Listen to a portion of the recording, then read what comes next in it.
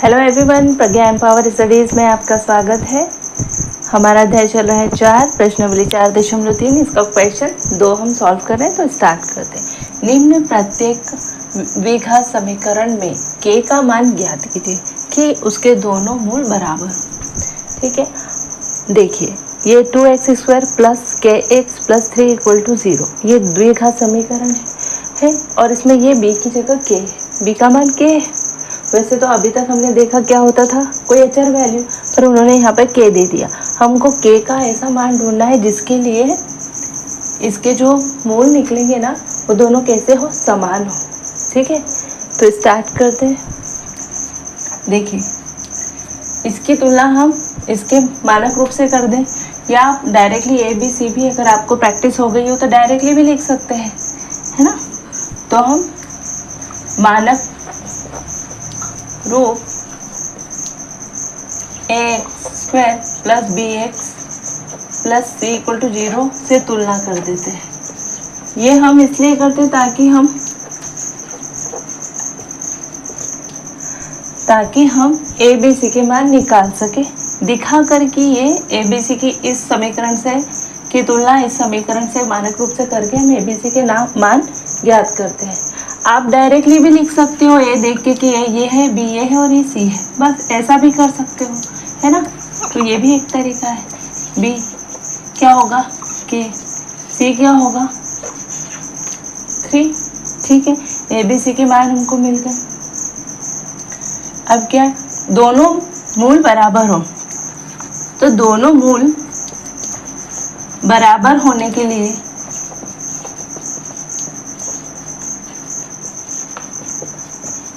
क्या होना चाहिए, इसका जो विविधकर होता है उसका मान 0 होना चाहिए, यानी b² माइनस 4ac इसका मान क्या आना चाहिए, 0।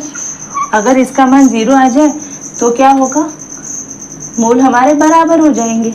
तो हम क्या करते हैं, इसको बराबर करके आगे सॉल्व कर लेते हैं। हमने मान लिया कि ये बराबर है, अब तो हमारे जो मूल है बराबर ही होंगे, इसमें हम मान रख देते हैं।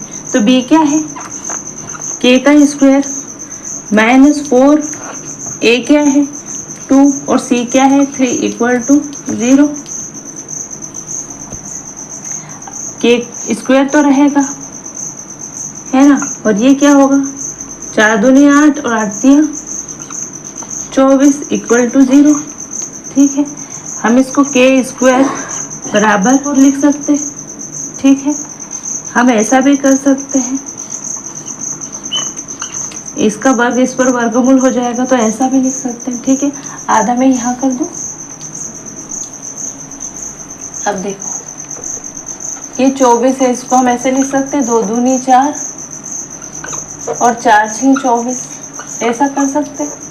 इसके गुणनखंड कर दे तो, है ना, ऐसा कर सकते हैं। तो ये k बराबर, देखो हम इसको ऐसा लिख के देखते हैं ना, 2 का स्क्वायर इंटू 6, ये जो 2 है बाहर आ जाएगा और √6 अंदर रह जाएगा। ठीक है, अगर हम इसको प्लस का माने तो भी ये अंदर जाएगा तो प्लस का ही रहेगा, 2 का स्क्वायर तो प्लस का ही रहेगा, है ना। बट इसको अगर माइनस कर दे और माइनस का अंदर ले जाके स्क्वायर करें तो भी रहेगा, तो ये 2 ही, क्योंकि माइनस का स्क्वायर क्या होता है, प्लस हो जाता है ना। इसलिए जब ये 2 को हम अंदर से वर्गमूल से बाहर कर रहे हैं ना, तो हमने क्या करा, प्लस माइनस 2 कर दिया और √6 अंदर है। तो k के 2 मान कौन कौन से हैं, एक है प्लस 2√6 भी हो सकता है और माइनस 2√6 भी हो सकता है। इसलिए जब इसको अंदर से बाहर लाया तो हम प्लस माइनस कर सकते हैं, है ना। तो k के इस मान के लिए, यानी k बराबर 2√6 या माइनस 2√6 अगर हो तो ये b² माइनस 4ac बराबर 0 होगा, है ना। अगर ये 0 हो गया, इसका मतलब क्या होगा, इसके 2 मूल होंगे और दोनों कैसे होंगे, समान होंगे। ठीक है, तो k की जगह हम रखें 2 इंटू √6 रख दे या माइनस 2 इंटू √6 रख दे यहाँ पर समीकरण में, तो क्या होगा, मूल कैसे होंगे, बराबर होंगे। ठीक है, यानी बी स्क्वायर माइनस 4ac का मान 0 आएगा।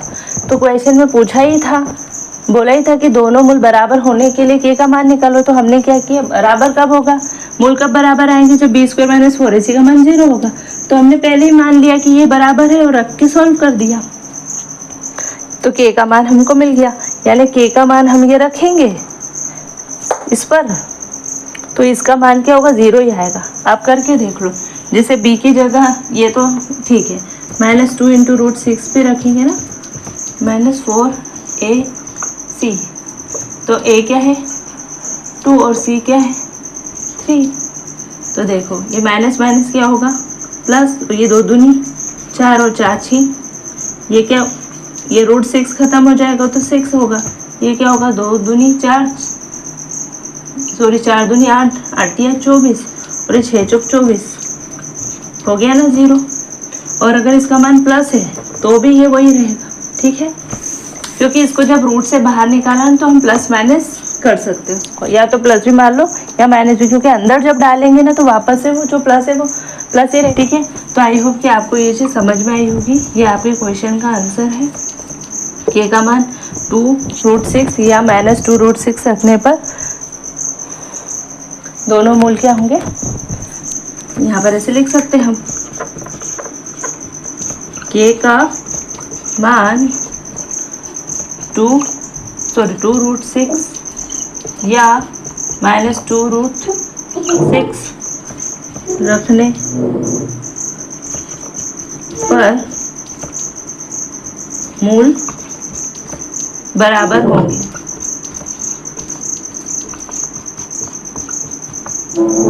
ठीक है, ये आंसर है। तो आई होप ये क्वेश्चन आपको अच्छा लगा होगा, अच्छे से समझ में आया होगा। वीडियो अच्छा लगे तो वीडियो को लाइक करना, चैनल पर नए हो तो चैनल को सब्सक्राइब करना, अपने फ्रेंड सर्कल में शेयर करना, कमेंट बॉक्स में कमेंट करना अगर कोई इशू है तो, अच्छा लगे तो भी करिएगा।